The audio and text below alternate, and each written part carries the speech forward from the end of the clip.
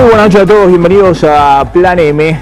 Unos minutos antes de las 9 de la noche, ya estamos en vivo hasta las 10, en un día con mucha información política, mucha información económica. Vudú, presidente, hasta dentro de pocas horas, felizmente ya está regresando en vuelo hacia Buenos Aires la presidenta Cristina Fernández de Kirchner, que participó hoy en la cumbre de los BRICS más UNASUR. Ahora les voy a contar de qué se trató esta cumbre, qué son los BRICS, de lo que tanto se habla en los últimos tiempos, y también qué fue a buscar Cristina exactamente a Brasil. Terminó la Copa del Mundo, terminó el Mundial y Cristina fue a Brasil. No había visto ninguno de los partidos, pero la presidenta fue con una agenda muy pero muy pesada hoy en Brasilia, y la verdad que sorprendió con su discurso. Ahora les voy a contar por qué. En un ratito vamos a estar dialogando con Hermes Wiener, uno de los candidatos presidenciales al 2015, y hay varias preguntas para hacerle a Wiener. Está totalmente cerrada la puerta de UNEN con Mauricio Macri. UNEN ahora empieza a disparar y a criticar no solamente a Cristina, porque Cristina de alguna manera empieza a correrse de la escena política en este periodo de transición, sino también a sus contendientes electorales, a Macri, a Massa, a Scioli. Es verdad que UNEN es el único espacio político que hoy dice, bueno, más allá de la gestión, todos presos, el único que tiene la posibilidad de avanzar a fondo con el tema de la corrupción. En un ratito vamos a hablar con Hermes Wiener de estos temas. También vamos a estar con Guillermo Oliveto, un experto en consumo, para ver qué está pasando con el nivel de actividad económico, con el consumo, y si el gobierno puede abrir una puerta, una ventana de financiamiento de dólares para sacar a la economía de la recesión.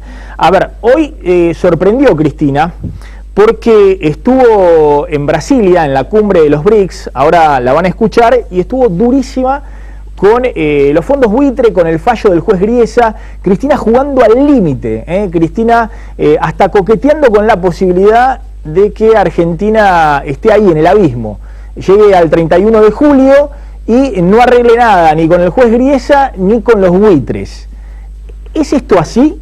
¿O Cristina está jugando una especie de partida de truco con los buitres y con el propio Griesa? Es decir, está en una posición muy muy dura, negociadora, y del otro lado también los buitres, que hoy han sacado una solicitada muy fuerte diciendo que si Argentina no les paga el fallo de Griesa, los 1.500, 1.600 millones de dólares que el juez de Nueva York dijo que Argentina tiene que pagar, bueno, a Argentina se viene el apocalipsis, el abismo, el default, va a ser una catástrofe parecida al 2001. Es decir, dos posiciones extremas que parecen jugarse por estas horas. Lo cierto es que Cristina viajó a Brasil, estuvo hoy en Brasilia, habló ante la cumbre ampliada de los BRICS y del UNASUR, y antes de meternos exactamente por eso, ¿qué dijo Cristina respecto a los buitres y qué va a hacer en esta negociación, si paga o no paga el fallo con el juez Griesa? ¿Qué son los BRICS? ¿Qué es esta agrupación de los BRICS con los cuales estuvo hoy reunido Cristina? Bueno, los BRICS es una agrupación de países emergentes en rápido desarrollo, que la mayoría de los cuales se consideran van a ser las próximas potencias económicas a nivel mundial. Sobre todo 3 de esos países, es una agrupación de 5 países: Brasil, Rusia, China, India y Sudáfrica. Y 3 de esos países, China, Brasil e India, sin duda van a ser las próximas potencias económicas a nivel mundial. Estos países, porque son en cierto sentido todavía países que se llaman emergentes, es decir, no están en el grupo selecto de los países desarrollados, Estados Unidos por un lado, el eje europeo por el otro y Japón por otro lado, bueno, han conformado esta agrupación político-económica que en el concierto mundial está disputando el liderazgo a Estados Unidos, ya no a la Unión Europea, sino directamente a Estados Unidos. Y los BRICS, sin duda, hoy son liderados por la segunda economía mundial, que es China. Hoy China es la segunda potencia económica mundial. Para que se den una idea, tiene 9 billones de dólares de Producto Bruto Interno. Argentina tiene alrededor de 400.000 millones de dólares de Producto Bruto Interno, es decir, lo que producen los argentinos todos los años. Bueno, Rusia tiene 9 billones. Es decir que para comparar a Argentina con, China tiene 9 billones, es decir que la economía china hoy es más de 20 veces en términos de poderío económico lo que es la economía argentina. 9 billones de dólares de PBI. Es la segunda economía mundial, pero a este ritmo de crecimiento, 8-9% anual que tiene China, sin duda, en la próxima década, China va a superar a Estados Unidos como principal potencia económica mundial. La economía de Estados Unidos es de 14 billones de dólares. Billones es 1 millón de millones. Y China hoy es 9 millones de dólares de PBI. Es decir, que en la próxima década, a este ritmo de crecimiento, la principal economía del mundo ya no va a ser Estados Unidos, sino que va a ser China, que ya desplazó a todas las potencias europeas y desplazó a quien era la mayor economía hasta hace poco, que era Japón.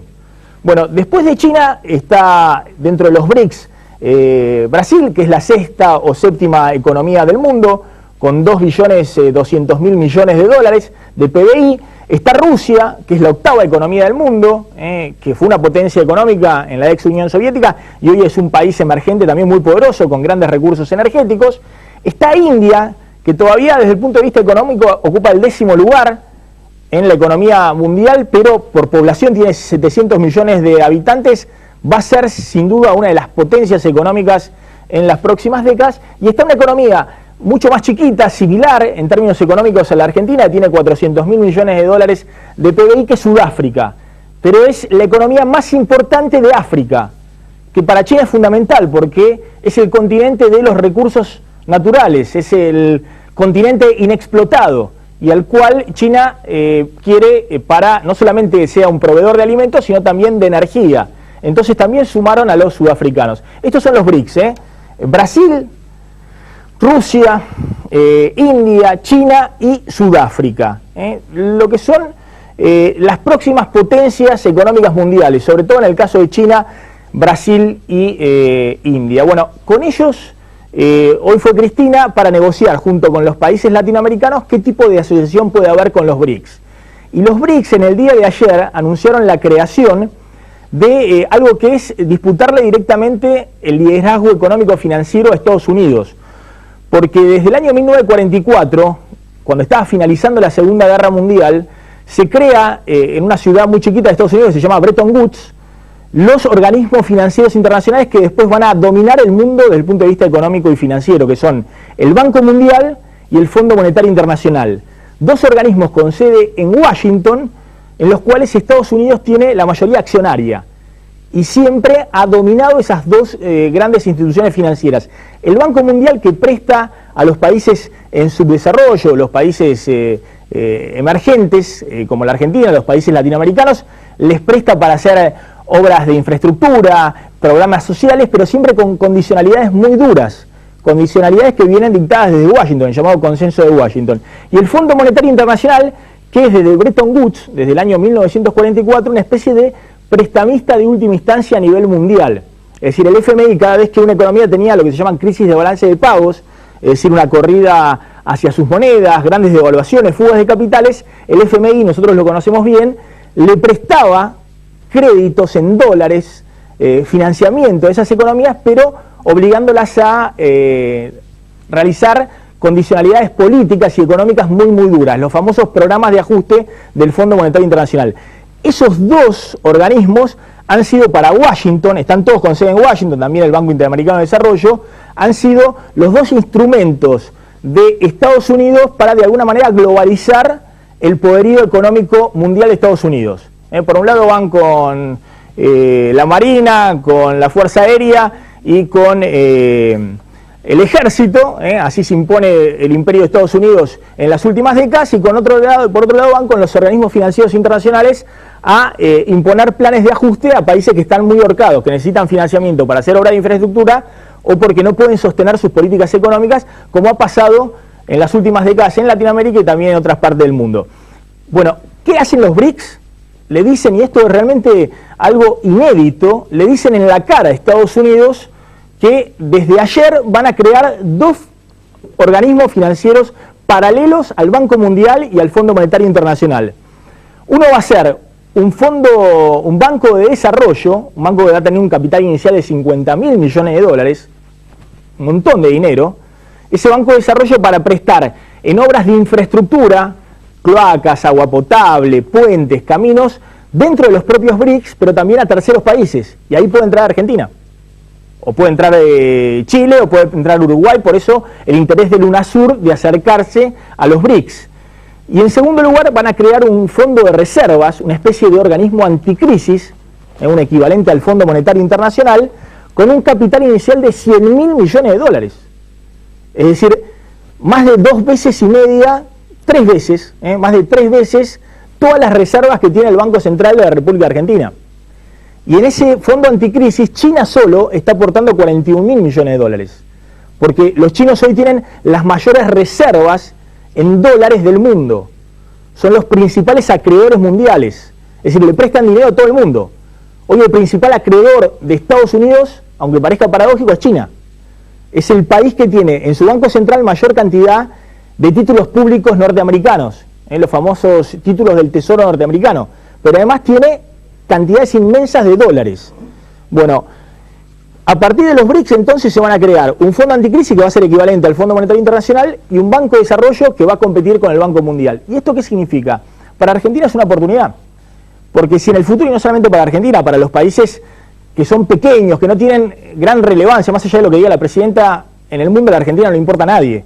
Entonces, una cosa es tener como única ventanilla de financiamiento para ir y golpear la puerta. Argentina nunca se fue del FMI, sigue pagando su cuota al FMI, tiene un asiento en el directorio del Banco Mundial. Una cosa es ir todos los años a golpear la puerta, como siguen haciendo los funcionarios argentinos también con el kirchnerismo, al Banco Mundial en la calle 19 de Washington, donde todas las condicionalidades las impone Estados Unidos, y otra cosa es tener una segunda ventanilla de financiamiento en Beijing, donde van a estar estos organismos internacionales con sede conformados por los BRICS. Entonces es una oportunidad de financiamiento para la Argentina y sobre todo es un desafío al poder económico de la principal potencia económica del mundo, que es Estados Unidos.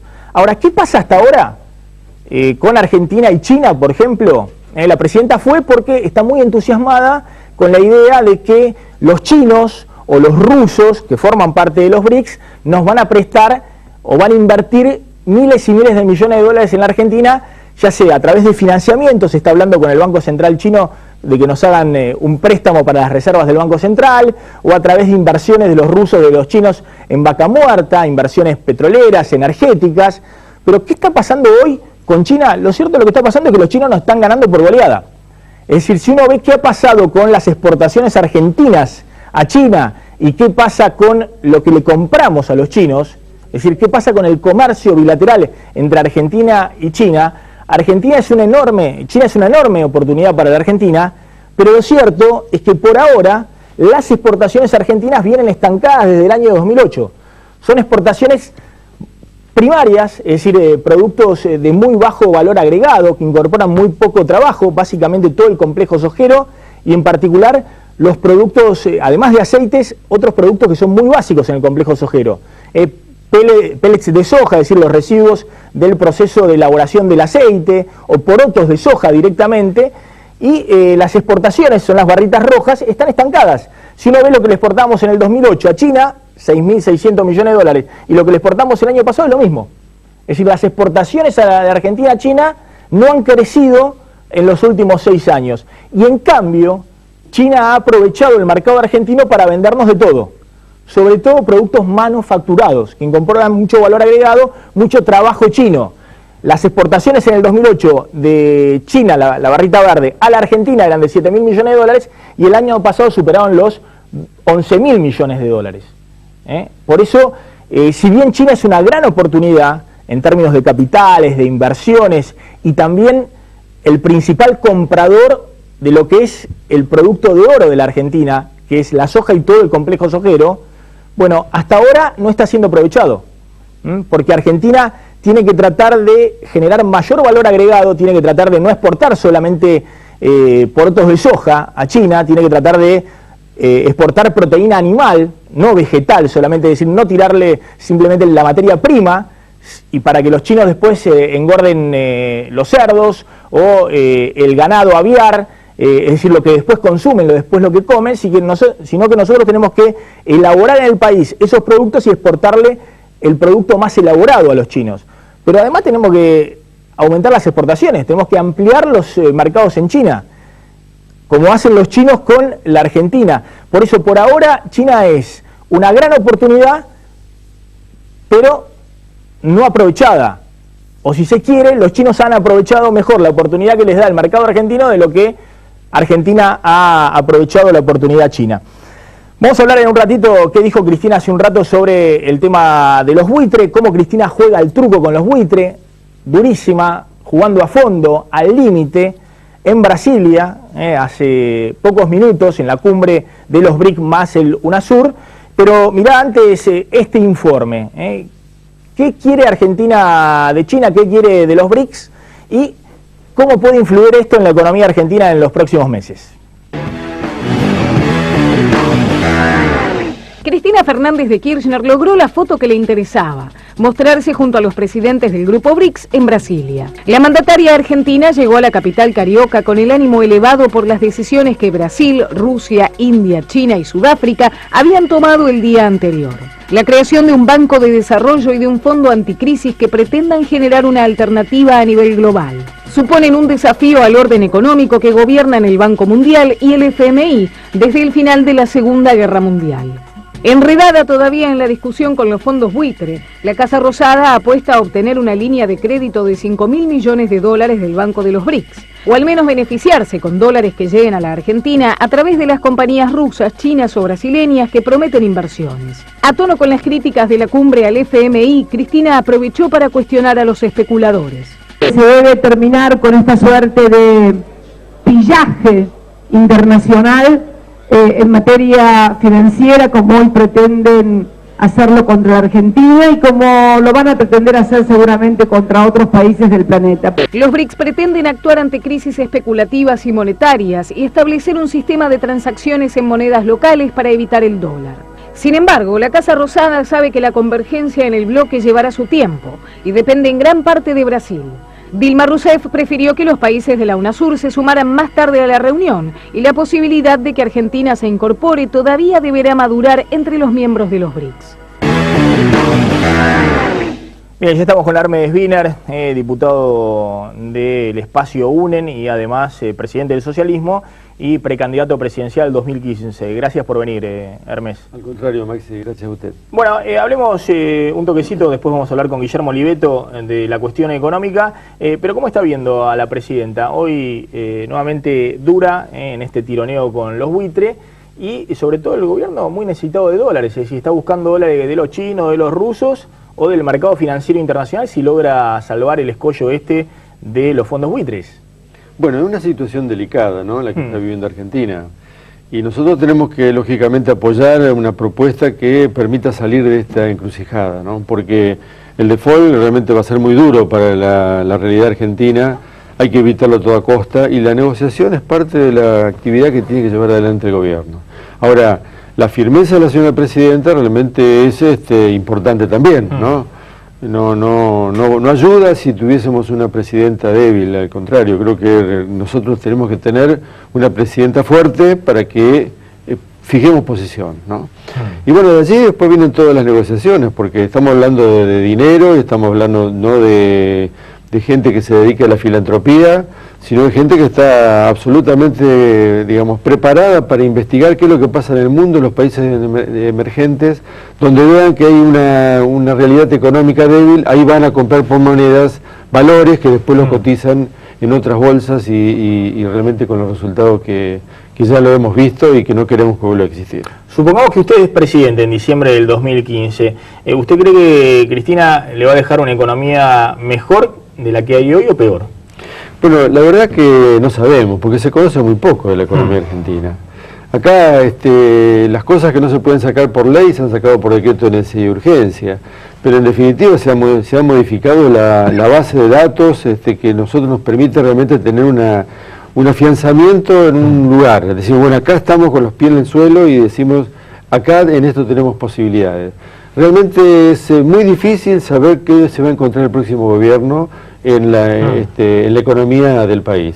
Sabemos que vamos a una reprimarización Esto lo demuestra no solamente el complejo sojero, sino también la extracción de minerales, ¿no? Bueno, todos se lo llegan a procesar afuera, con lo cual hay una gran debilidad en todo este proceso económico.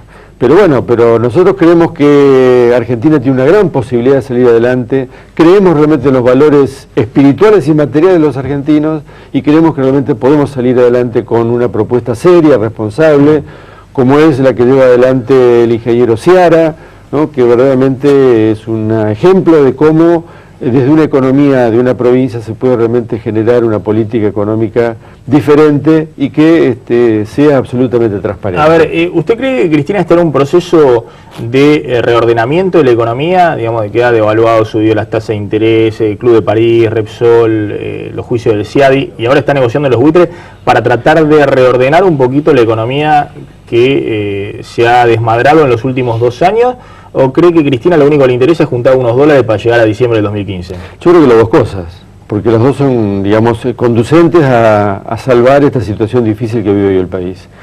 Que esto se agrega además políticamente con una situación muy grave, ¿no? Que vive el país alrededor de una persona que debiera dar el ejemplo y que hoy es presidente de la Nación todavía, hasta que llegue la señora presidenta. Se refiere al día de hoy al caso Vudú. Al caso Vudú, ¿no? Que realmente es alguien que debiera haber pedido licencia, pensando en la cobertura que tiene toda persona hasta que no sea procesada, digamos, condenada, goza de libertad, pero que es indudable que es una situación muy compleja que agrega a la cuestión económica la cuestión política, que realmente es preocupante. ¿Usted cree que directamente Vudú debiera haber pedido licencia? Pero por supuesto. Más allá del tema del juicio político. Bueno, es otro camino. El juicio político se blindó, digamos, la propia comisión de juicio político y con la mayoría kirchnerista. Con la mayoría automática que tiene, entonces realmente no prosperó allí el juicio político. Pero eso no quita que, digamos, por una razón ética fundamentalmente, debiera pedir licencia. ¿Y por qué cree que Cristina lo sostiene a rajatabla? Porque la verdad que los candidatos del oficialismo, incluso que tienen aspiraciones para el 2015, Scioli, el propio Randazzo, no sé, algunos que tienen otras aspiraciones como Julián Domínguez, están muy preocupados por esta situación. Bueno, y yo imagino que para un opositor como usted dice, bueno, que lo mantengan al vicepresidente procesado, total, en una campaña política no hay nada mejor que tener una figura con muy mala imagen también ahí en el centro de escena política. ¿O me equivoco? No, para nosotros es importante achicar el daño. Y tratar de preservar todo lo que se pueda preservar. Y creo que esta es una actitud que debiera llevar adelante el gobierno para realmente demostrar que hay una predisposición a que llegue al vencimiento de su mandato presidencial, digamos, en las mejores condiciones posibles. Pero, ¿por qué cree que Cristina lo sostiene? ¿Cree que Cristina está preocupada porque dice, entrego al vicepresidente y vienen por mí, la oposición no tiene límites, quiere adelantar los tiempos políticos? No, yo creo que no hay que adelantar ningún tiempo político. Lo que debemos nosotros es hacer cumplir la ley y por lo tanto es una actitud de la señora Presidenta, sería realmente muy favorable a la señora Presidenta que le diga al vicepresidente, dé un paso al costado, espere que la justicia resuelva, que esta es la mejor manera en la democracia. Si esto no ocurre, bueno, obviamente que seguiremos cargando sobre nuestras espaldas ser el único país en el mundo que tiene un presidente a cargo procesado. Procesado, sí, es un récord. Ya era un récord como vicepresidente procesado en ejercicio, ahora por estas horas, ¿no? Porque Cristina está regresando, yo creo que a eso de la medianoche va a estar Cristina en la Argentina, así que va a poder dormir tranquilo, Hermes Wiener. Diego Genú, iba a decir Diego Vudú. Diego Genú, una pregunta para Wiener. Hoy sorprendió una declaración de Rubén Giustiniani, socialista también, que dijo que quiere ser gobernador en la provincia de Santa Fe, que lo cuestionó a su sector, a usted particularmente, porque dice que se eligen las candidaturas a dedos también en el socialismo y que se parece al kirchnerismo la forma de elegir candidatos que tiene el socialismo. No sé si usted le respondió. No, hay una ley nacional que es de las PASO, de manera que transgredir esa ley no es interés ni ha pasado, ¿no? O sea que nosotros tenemos absolutamente la posibilidad de presentarnos a elecciones, hay canales democráticos que realmente así lo manifiestan. Yo creo que realmente eso es lo que hay que esperar, ¿no? Todos tienen posibilidad de ser, digamos, si no están en contradicción con alguna de las cuestiones que hoy prohíbe la propia Constitución, y todos tienen la posibilidad de utilizar la ley para presentarse a elecciones y, bueno, someterse a la voluntad popular, ¿no? Que en definitiva eso es lo que es necesario. ¿No eligió a dedos usted los candidatos hasta ahora, como dice Giustiniani? No, tanto poder no tengo. Pinar, a ver, desde el punto de vista, mirando al 2015, hay quienes dicen que ustedes hacen eje en la lucha contra la corrupción, que está muy bien, esta idea, todos presos, lo que deban ir presos en la última década, pero que tienen un problema de garantizarle gestión a la sociedad. Es decir, que corren libres con el tema de la lucha contra la corrupción, con Carrió, con usted, con sus denuncias, pero que no dan garantía de gobernabilidad como pueden dar Macri, Massa, Scioli. ¿Cómo? Hemos sido gobierno. Estamos en la provincia de Santa Fe ya en el segundo mandato. Llevamos 20 años gobernando la ciudad de Rosario y no hay un solo caso de corrupción. Y hay una administración decente y no están endeudados y por lo tanto creo que realmente es una demostración clara de que hay capacidad de gobierno, ¿no? Ahora, también es cierto que hay posibilidades de confundir y de hacer realmente compleja la situación de tránsito de un proceso a otro, es decir, de este gobierno democrático a un nuevo gobierno democrático, y que hay que transitarla también con las cosas sobre la mesa, con los problemas sobre la mesa. Mire, hoy el problema de la inflación, lo venimos planteando cuántas veces acá en su propio programa, cuántas veces hemos tratado este tema. El tema de la inflación, bueno, se habla hoy ya que se espera en este año 40 o 42% de inflación. Estamos en el segundo lugar en el mundo después de Venezuela. Creo que realmente es una situación altamente complicada. Pero esto tiene un correlato, porque la inflación ayuda a la desigualdad. En lugar de cerrar la brecha de la desigualdad, la inflación ayuda a la desigualdad. Entonces, ¿cómo se manifiesta esto? Bueno, hoy tenemos un 50% de trabajadores que están percibiendo por debajo de los 4.000 pesos mensuales. Y hay un 70% de los trabajadores argentinos que están por debajo de los 6.000 pesos mensuales. La verdad, no sé cómo hacen para vivir, porque realmente es necesario pensar que hay gente que necesita vivir con dignidad.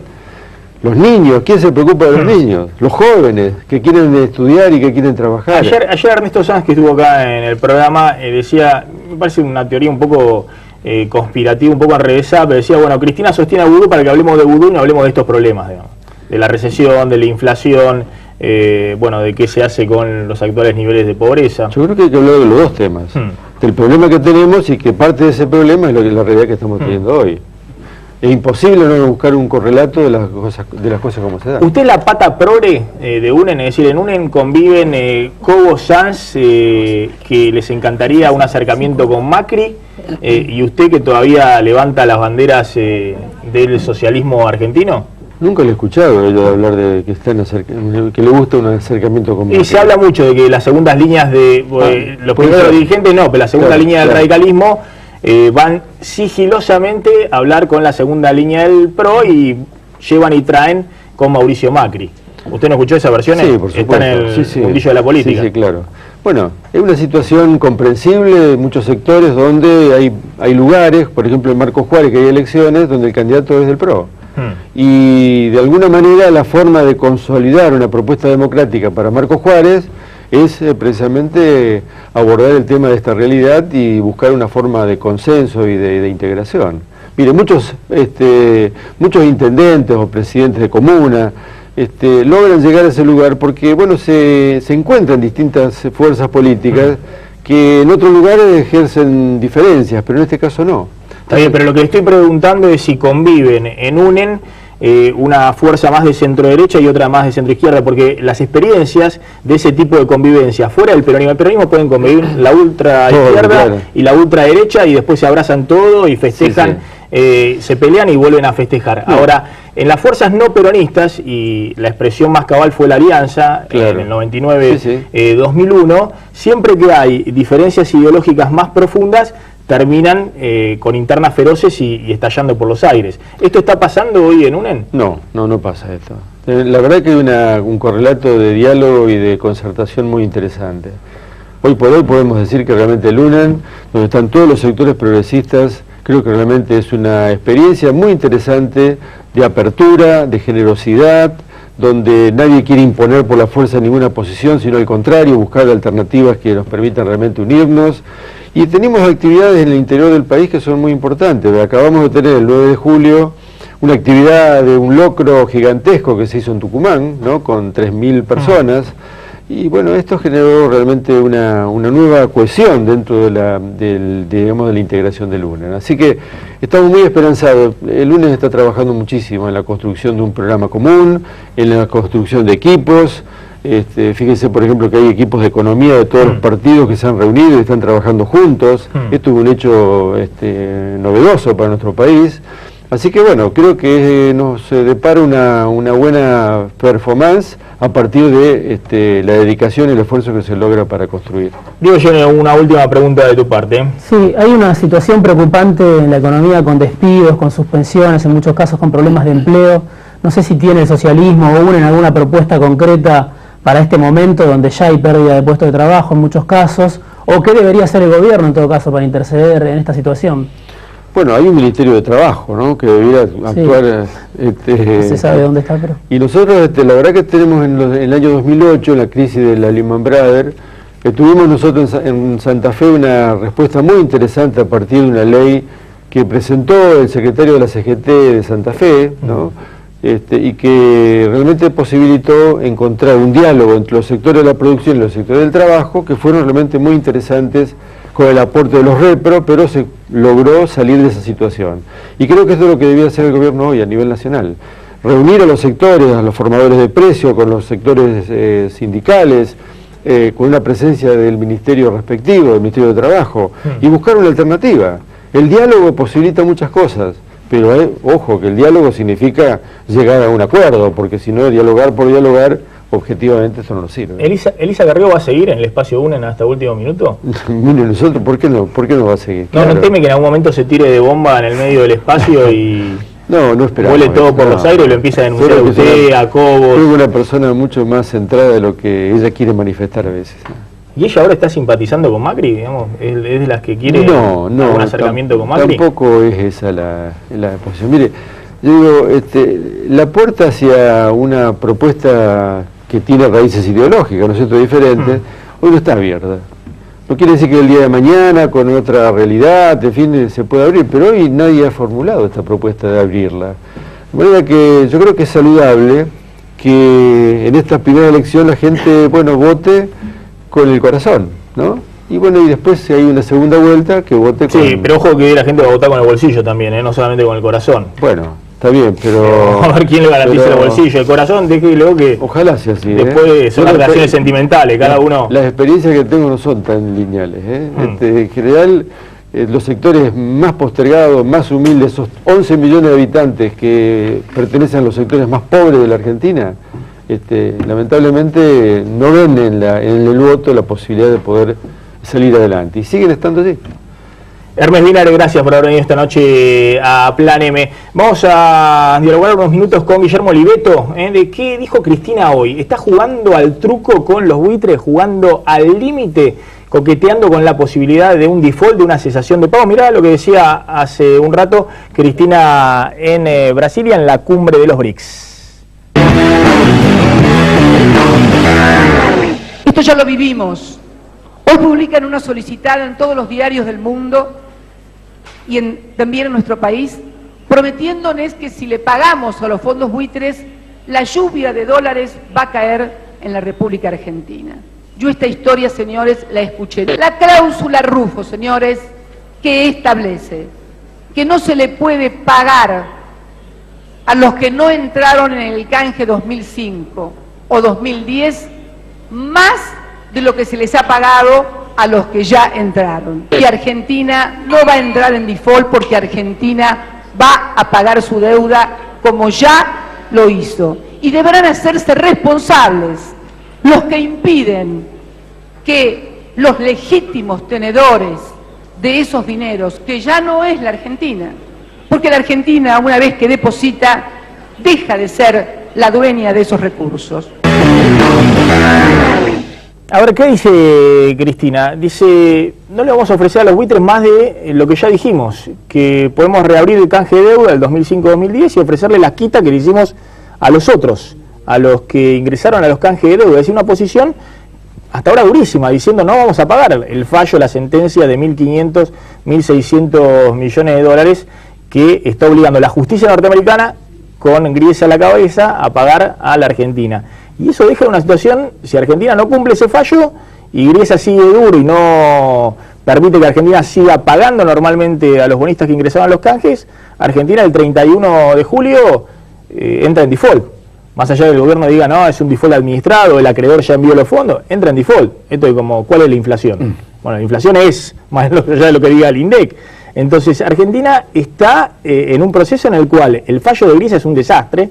Es como dijo Mario Blecher, el expresidente del Banco Central, y hoy economista que asesora a Scioli, dijo, el fallo es malísimo, es un desastre lo que hizo Griesa, pero si vos querés seguir estando en el sistema financiero internacional hasta que vengan los BRICS con toda la fuerza, por ahora el dueño de la pelota es Estados Unidos, tenés que cumplir ese fallo de alguna manera, negociando pagar menos, en bono, lo que sea, pero tenés que cumplir. Para Mario Blecher, lo que dijo hoy Cristina es simplemente una partida de truco. Está cantando la falta en vivo, a ver qué le responden del otro lado. Ya está Guillermo Oliveto con nosotros. Gracias, Guillermo, por venir. No, por favor, a ver, completemos lo que decía Cristina hoy. Fíjate, presta atención, presta atención porque lo que dice es lo de siempre. No, miren, nosotros les ofrecemos, si quieren, reabrir el canje y pagarle lo que ya le pagamos a los que aceptaron las quitas, pero no vamos a pagar los 1.600 millones de dólares que dice Griesa. Como no estamos confundidos, hicimos precisamente lo que teníamos que hacer. El 30 pagamos, porque tal vez lo que pretendían eran que no pagáramos y entonces sí constituirnos en mora por no haber depositado, teniendo los recursos para hacerlo y la cuenta abierta del Banco de Nueva York en el Banco Central de la República Argentina, las sumas que debíamos. Por eso Argentina no va a defaultear su deuda, Argentina paga. Los únicos que no quieren negociar son los fondos buitres, que quieren que le paguen por 48 millones de dólares 1.600 millones de dólares en apenas 6 años. Los buitres habían comprado bonos por 48 millones y ahora Griesa dice que pagar 1.600 millones. Guillermo, ¿cuál es tu visión? ¿Argentina va al default? ¿Está Cristina dura en la negociación? Conociendo, Maxi, un poco las necesidades que tiene el gobierno, parecería más que está dura en la negociación, esperemos también, porque la economía real no está en un gran momento y se suponía que todo lo que estaba haciendo el gobierno era para volver a buscar fondos en el exterior y poder inyectarlos en la economía real, sobre todo sabiendo que de la última década para acá han trabajado muy fuerte en estimular el consumo para de esa manera tener un vínculo fuerte con los ciudadanos. Vamos a un año electoral clave y siempre este gobierno ha tratado de conseguir votos a través de estimular la demanda. Entonces me parece que para eso obviamente necesitas recursos, y recursos que si va al default hay que ver de dónde los obtiene, ¿no? Así que Cristina necesita los dólares y teniendo en cuenta todo lo que ha hecho es difícil que se cierre esa ventanilla de dólares, pateando el tablero en lo del juzgado de Griesa. Creo que sería complejo que patee el tablero, y creo que Cristina va a tratar, por lo menos a mi modo de ver, de terminar con una foto más parecida mínimamente a lo que fue la del año 2013, con una economía creciendo al 3%, con el consumo creciendo al 2 o 3% en alimentos, al 7 u 8% en bienes durables, que con esta foto. 12 años de gestión para terminar con una foto recesiva, no creo que sea lo que Cristina tenía en la cabeza, ni lo que tiene en la cabeza. Ya está en nuestros estudios Tomás Abraham, el escritor y filósofo. Vamos a estar dialogando en un ratito con él, cómo está viendo este final de ciclo. ¿Hay final de ciclo de kirchnerismo? ¿Cuál es la alternativa al modelo político y económico de los Kirchner? Vamos a estar dialogando con Tomás en un ratito. Vamos a la tanda y cuando volvamos te pregunto lo que estás viendo en el consumo. Vale. Vos monitoreás día a día. Sí, traje todos los últimos números. Exactamente. ¿Cuáles son los últimos números del consumo en la Argentina? Ya volvemos.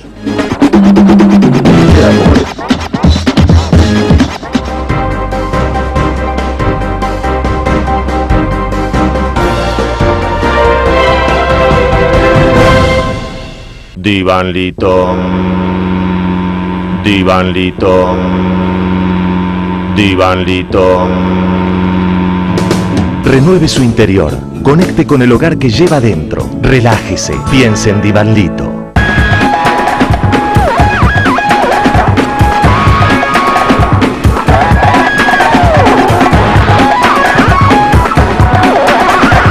Relojes Feró, para marcar los momentos inolvidables. El mejor regalo para ella, para él y para vos, con su colección de diseños exclusivos. Relojes Feró, adquiéralos en las joyerías y relojerías más importantes del país. Protege la salud de tu familia con APRES, cobertura médica. Desde 1974, brindando el más alto nivel en servicios médicos. Con el respaldo del Sanatorio Modelo Quilmes. Planes para empresas, planes directos, medicina laboral y por desregulación de tu obra social. Modernos centros médicos. Accede a un plan acorde a tus necesidades llamando al 0800-666-3640 o en www.apres.com.ar. APRES, yo te protejo. Varonil viste a Maxi Montenegro. Trajes a medida y etiqueta para niños y hombres. Venta por mayor y menor. Todas las tarjetas, 12 pagos sin interés. Adrián Mercado en las Artes presenta por primera vez en la Argentina ARDI, la feria de arte y diseño más grande de los últimos años, del 31 de julio al 4 de agosto en el Hipódromo Argentino de Palermo. Adrián Mercado en las Artes, el placer de disfrutar con el que sabe. Hace valer tu derecho a la excelencia. Universidad Metropolitana para la Educación y el Trabajo. Ya está abierta la inscripción. Informate llamando al 0800 222 UMED en www.umed.edu.ar o acercándote a Sarmiento 2037. UMED, tu derecho a la excelencia.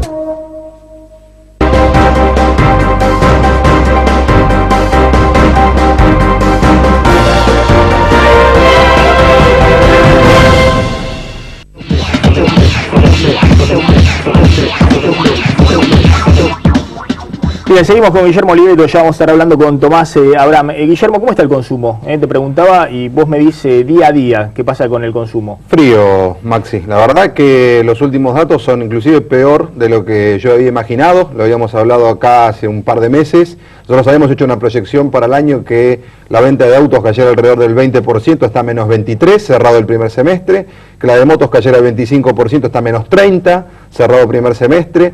Y lo que es aún más complicado es que la venta de alimentos, los productos que todo el mundo consume, está cerca de menos 3% en este primer trimestre. Hay productos que están cayendo 10%, 15%, estamos hablando de postres infantiles, productos congelados, digamos, cosas que la gente entiende como demasiado sofisticadas para este momento. Alimentos de los cuales se pueden prescindir. Que en este momento se pueden prescindir. La gente está tratando de preservar las marcas que venía comprando, pero restringiendo ciertas categorías, como diciendo, bueno, voy recortando de afuera hacia adentro, de lo más prescindible a lo menos prescindible. Ahí lo que obviamente procura resistir es lo que tenga que ver con la educación de los hijos, con la prepaga y con la conectividad. Sin internet y sin teléfono celular estás como afuera del sistema hoy, pero el resto está en un proceso de recorte que ya a esta altura que suponíamos que con las paritarias iba a empezar a por lo menos a mesetarse o empezar a recuperar algo, todavía no lo estamos viendo. Hace 7 meses consecutivos que la venta de supermercados cae comparada contra el mismo mes del año anterior. El Mundial no sirvió tampoco para reactivar a los sectores tradicionales. Al menos en los números que han aparecido hasta ahora todavía no sirvió. Casa de artículos deportivos, electrodomésticos. Electrodomésticos, primer trimestre, dato oficial del INDEC, Maxi, unidades menos 16%. Digamos,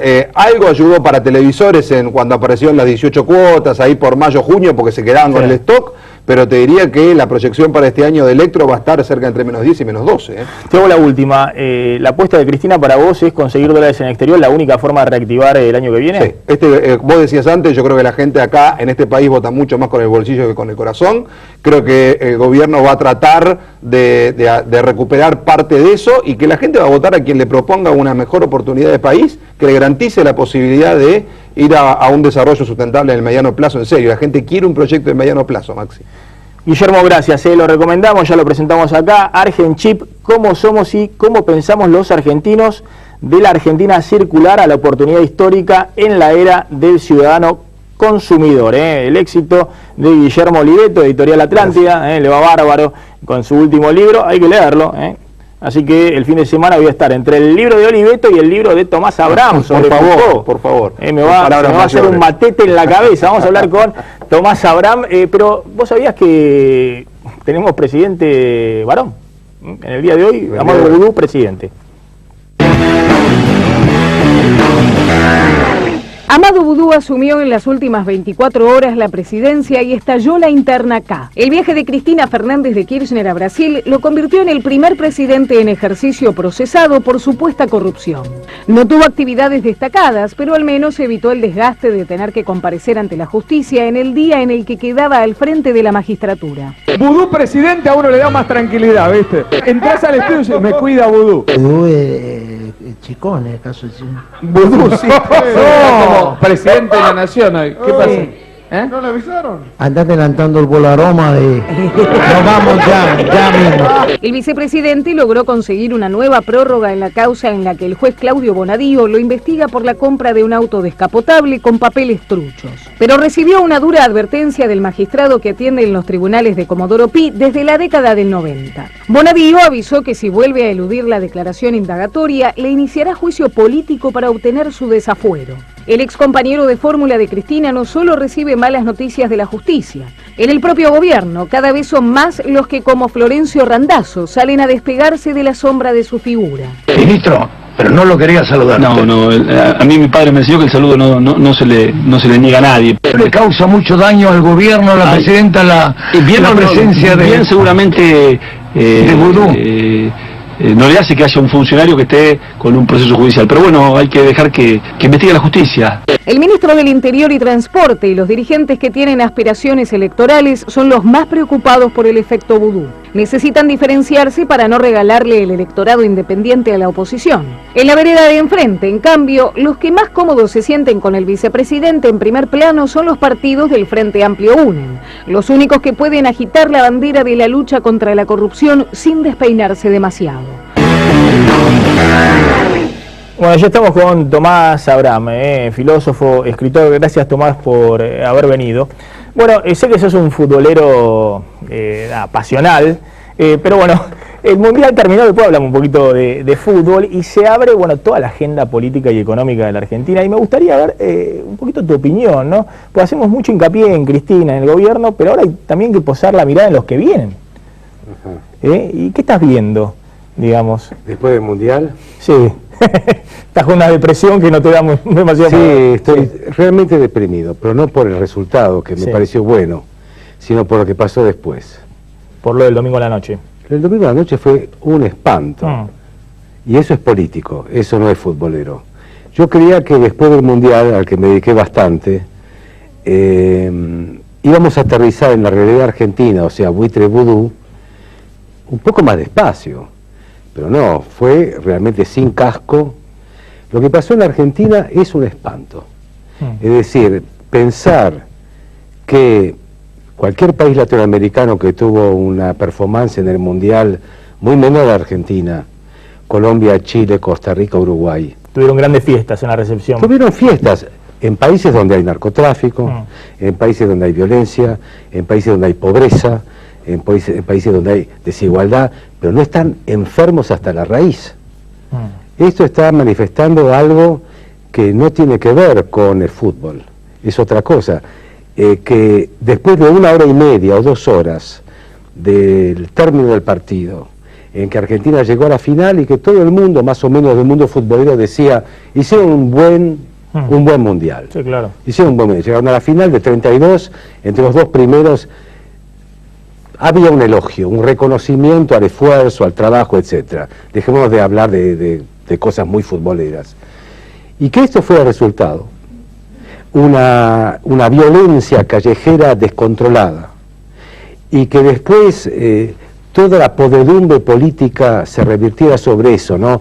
Berni, Montenegro, Pro, echándose culpas mientras se rompían los negocios, y después la resonancia mediática que es propagandística, que refleja el estado de podredumbre que hay cultural. Entonces están los del gobierno que dicen, hubo una gran fiesta popular, ¿no? En 678, en Víctor Hugo y demás, todo es un invento de TN. Después están los del otro lado, que dicen que realmente Sabela no sirvió para nada, etcétera, etcétera. Entonces yo digo una cosa, no es que terminó el Mundial, sino que empezó la Argentina muy rápido, no lo esperaba tan pronto, y me está mostrando un grado de descomposición cultural que no tiene que... En la medida en que busquemos quién es el culpable, cuál es la causa, erramos el camino. Acá no hay culpable. Acá hay un diagnóstico que va... se cruzó la línea roja. Esto anda mal, esto anda mal. Después podemos hablar de la inflación. Después podemos hablar de los fondos buitre y de vudú. Después podemos hablar de si bajó el consumo o no, si van a venir las inversiones chinas o no. Pero la base anda mal. Acá hay algo culturalmente mal. Lo que se llegó en este momento es a un grado, digo, pasó el Mundial, es decir, con el Mundial tenemos a los jugadores de traje negro con camisa blanca y corbata oscura, como estudiantes del secundario, parados ahí, después de un mes sin esposas, digamos, ¿no? Laburando allá, tratando de irse al Caribe o a donde sea. Acá, bueno, un poco de relajamiento y demás, parados ahí como en la escuela secundaria, con la maestra, ¿no? Con la directora de la escuela, que le hace chistes que no entienden, que no fue a la final, como fue la Merkel y estaba la Rousseff, faltaba la tercera señora, que está todo el día en la televisión, ahí no, porque el nieto cumplió años. Entonces, estando ahí, haciéndole chiste a los jugadores, diciéndole que no vio el partido, pues no le interesa, y viendo esas caras serias, tratando de un micrófono y demás, pero eso es anécdota, eso es lo menos importante. Lo más importante es lo que pasa, es decir, si nosotros estamos hablando de economía, como en este programa que se habla mucho de economía, estamos hablando de inflación, estamos hablando de la confianza de inversores internacionales en la Argentina. Llámese, si querés chino, si querés ruso, que sea ruso y chino, etcétera. Estamos hablando de la confianza y de largo plazo, de mediano plazo, de cómo se baja la inflación y de ese tipo de cosas. No vamos a poder obviar este aspecto, el aspecto de lo que pasa en Argentina, que lo vemos nosotros, pero lo ven también de afuera. Es decir, es un país donde se hace cualquier cosa, donde se puede llegar a hacer cualquier cosa. Donde puede pasar cualquier cosa. Donde pasa cualquier cosa. Entonces vos tenés los capitales argentinos que se fugan de a 20 y 30 mil millones de dólares en 3 años. Y estás esperando que los de afuera, que no son de acá, no se den cuenta de los que se dieron cuenta acá. Porque los que se dieron cuenta acá se fueron. Y estás esperando que los de afuera no se den cuenta, pero los de afuera sabés que se dan cuenta antes que los de acá. Está bien el planteo. Le haces un blanqueo de capitales bochornoso, digamos, le das todas las facilidades para que traigan la guita, los propios argentinos no la traen. Y pretendés que vengan los de afuera a invertir acá, ese es el planteo. Bueno, nos quedan los chinos. Claro. Es un tema muy interesante. Está bien, los chinos es un tema interesantísimo. Un sistema particular, no es un sistema democrático, invierten en cualquier lado. Invierten en cualquier lado y también en Argentina. Democracia o no hay democracia. También en Argentina y invierten con condiciones.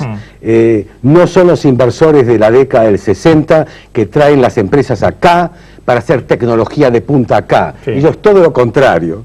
Ellos te dan la plata para que compre la tecnología de punta a ellos. Así que no va a dar mucho trabajo acá. Por supuesto te pueden hacer carreteras, como hacen en África. Y quieren los recursos naturales, digamos. Los chinos necesitan energía y alimentos. A mediano plazo, todavía el agua la tenemos, el agua dulce todavía la tenemos, pero les gusta.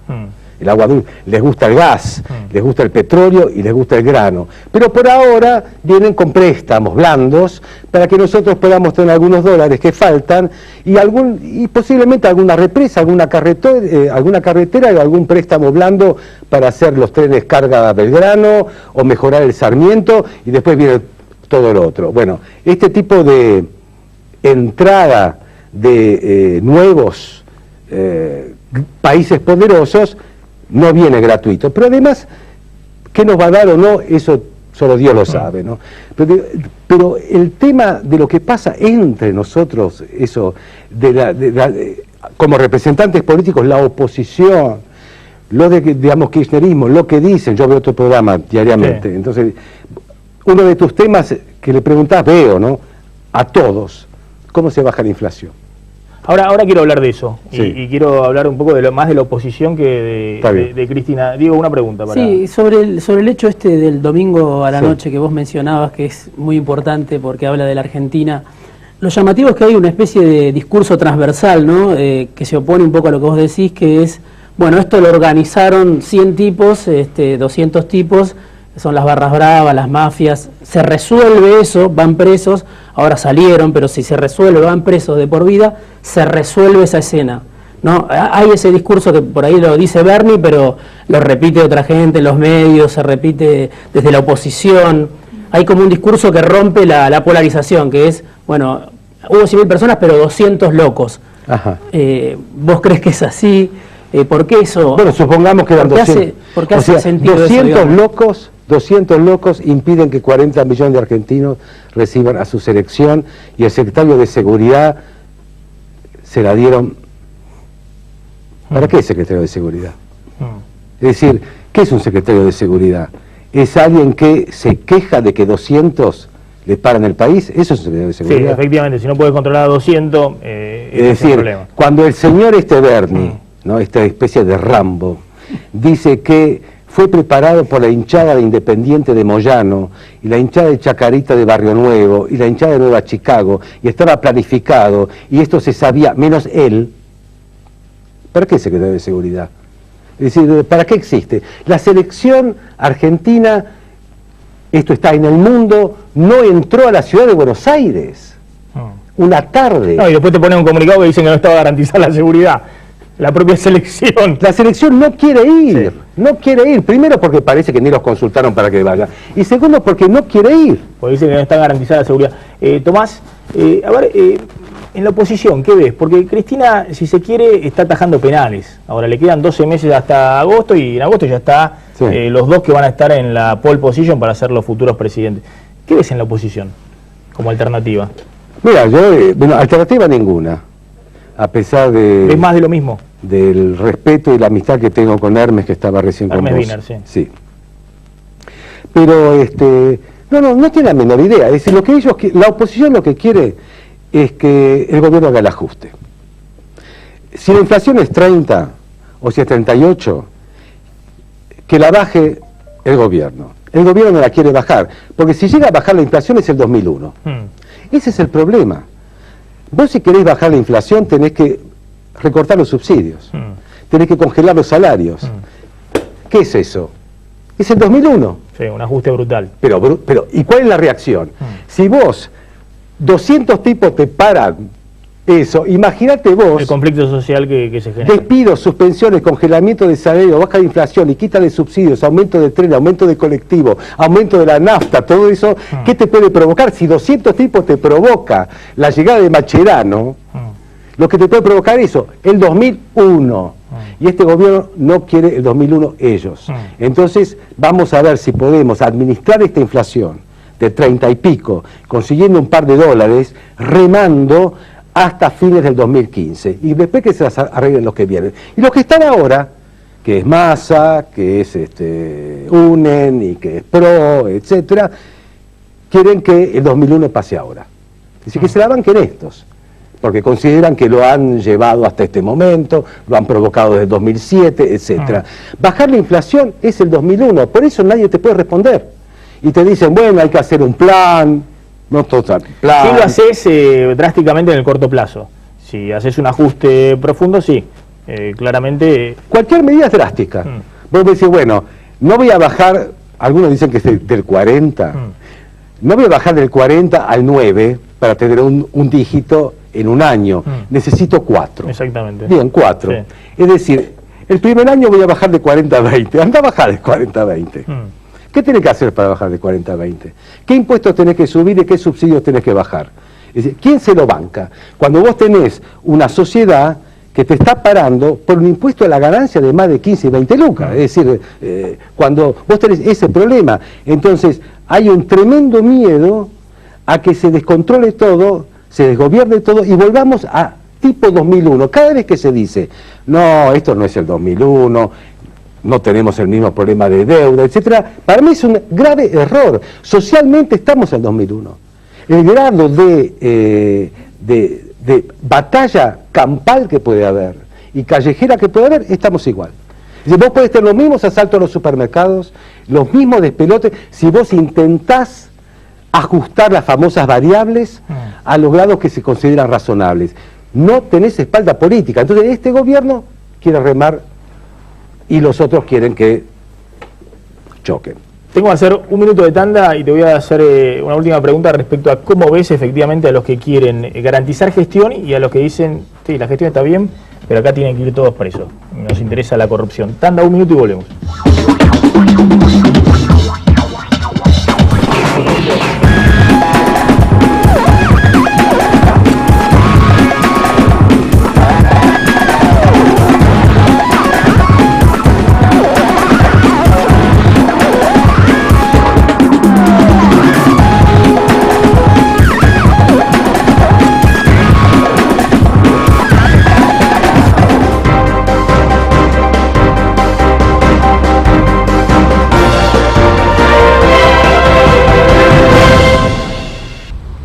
Provincianet. Nuevos emprendimientos tecnológicos. Provincianet, una empresa del Grupo Provincia. Buenos Aires, activa como nunca. Gobernación Daniel Scioli.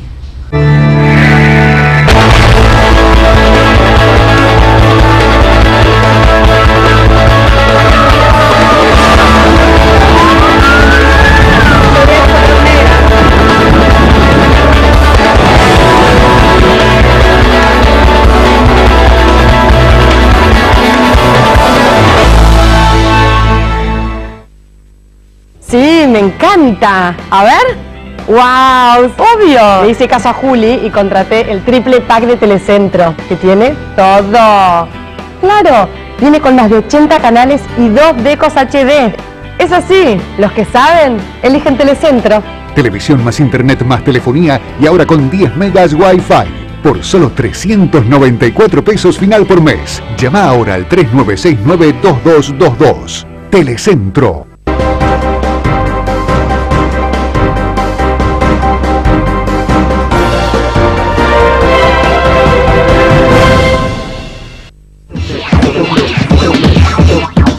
Seguimos con Aldo Abraham, escritor. Tomás Abraham. Perdón, Tomás Abraham. No sé por qué tengo, bueno, es un economista. Porque hay un Aldo, colega, claro, sí. Nada que ver con vos, ¿no? No. Bueno, con Tomás. Tomás, te hacía esta pregunta. Acá hay dos visiones en pugna en la oposición, los que dicen acá hay que preocuparse del bolsillo y nosotros garantizamos administración. Macri, Scioli, Massa, y otros que tienen un discurso más moral, ¿no? Carrió, Wiener, decir, bueno, acá hay que revisar, ser un manipulite de la corrupción. ¿Estás viendo eso un poco en la pugna de la oposición? El tema de la corrupción es un tema viejo. Se hizo la campaña contra Menem con el tema de la corrupción. Vamos a hacer otra campaña contra Kirchner con el tema de la corrupción. El tema es quién gobierna la Argentina y cómo, no la corrupción. Es decir, acá el tema de la corrupción es un tema de la justicia. Eso es interminable. Que un hombre como Cobos lidere un tema de la corrupción cuando fue vicepresidente de Kirchner, después de que desaparecieran 500 millones de dólares de los bonos, que lo explique Cobos, o que lo explique Sanz, o que no sabían lo que había pasado desde ese momento hasta el 2007. Así que todos sabían cuando les conviene y cuando no saben. El tema de la corrupción, bueno, claro que es un tema. Pues si hay que hacer una renovación de la justicia y después la justicia tendrá que actuar. No sé yo si van a renovar la justicia. El tema es quién gobierna la Argentina y cómo. Es decir, cómo se puede gobernar la Argentina para transformar la realidad y ir en un camino más o menos que tenga algún viso de esperanza. Si se agarran de la corrupción es por medidas absolutamente populistas, demagógicas y demás. Vamos a hacer una CONADEP, ¿no? Sí, para imitar a Alfonsín y todo ese tipo de cosas. Entonces, no hay que caer en ese facilismo demagógico que nosotros vamos a terminar con la corrupción, del mismo modo en que De la Rúa lo quiso hacer contra Menem y después lo hicieron saltar por 5 millones. ¿Y la administración? Decís, hay algunos que garantizan gestión, dicen van a arreglar todo lo que se ha desarreglado en los últimos tiempos. No hay gestión sin política. Yo puedo decir, por ejemplo, el socialismo hizo durante muchísimos años una excelente gestión de Rosario. Y el señor Macri tiene algunos puntos a favor en la gestión de Buenos Aires. Y la República Argentina es otra cosa. Lo que sí me gustaría saber es qué gran gestión se hizo en la provincia de Buenos Aires. Porque ahí sí se juega una gran parte. Hacer una gestión de la capital que tiene un producto bruto 5, 6 o 7 veces más grande que el de Santa Fe y Córdoba y 10 veces más grande que el de Catamarca, que tiene un producto bruto igual a un país pobre de Europa, Portugal y demás, pero que lo tiene acá, donde está la clase media de todo eso, hacer una gestión acá, te la hizo De la Rúa. De la Rúa fue un excelente intendente de la ciudad de Buenos Aires. Y después fue un desastre como presidente. Claro, eso no tiene nada que ver. Gobernar la nación argentina no es la ciudad de Buenos Aires. Tomás, gracias por haber venido esta noche a Plan M. La reedición de Los Senderos de Foucault, de Tomás Abraham, de Udeva, de la editorial universitaria. Así que lo voy a leer con muchísimo interés este fin de semana. Voy a volver a mis tiempos universitarios. Bastante, Pablo. Gracias, Tomás, un gusto. Gracias, Diego. Nos estamos retirando. Quédense con Clara Mariño y Eduardo Serenellini. Gracias por estos minutitos que le robamos. Quédense con A Fuego Lento, acá